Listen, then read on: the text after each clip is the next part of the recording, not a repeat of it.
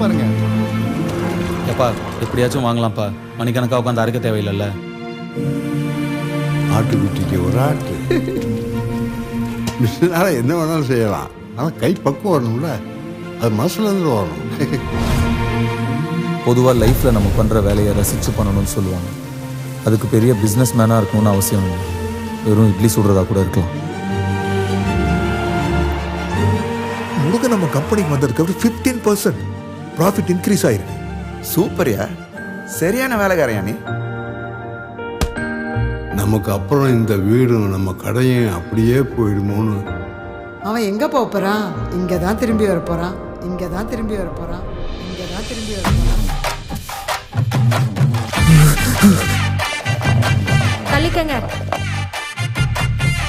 ஏப்பா முருகா, அந்த பொண்ணு கயல் யாரு? கும்பிட்டு வேலை செய்து ஒக்காளி கொமட்ல குத்துனானா? You are the best. நான் உனக்காக ஒரு பெரிய எம்பையரே கட்டி வச்சிருக்கேன். இப்படி பொறுப்பு இல்லாம சுத்திக்கிட்டு இருந்தா எப்படி? Look at Murugan.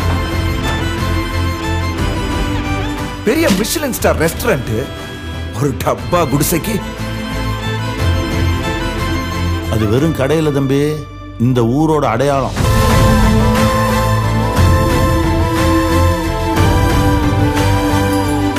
அந்த இட்லி கடை எங்க ஊருக்கே பெரிய சென்டிமெண்ட் சார்.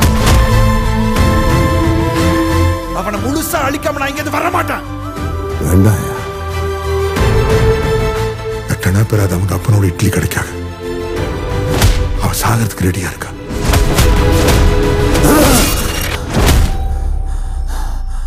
ஆத்தி, இட்லி சுடுறதுன்னா அவ்வளோ இஷ்டமா?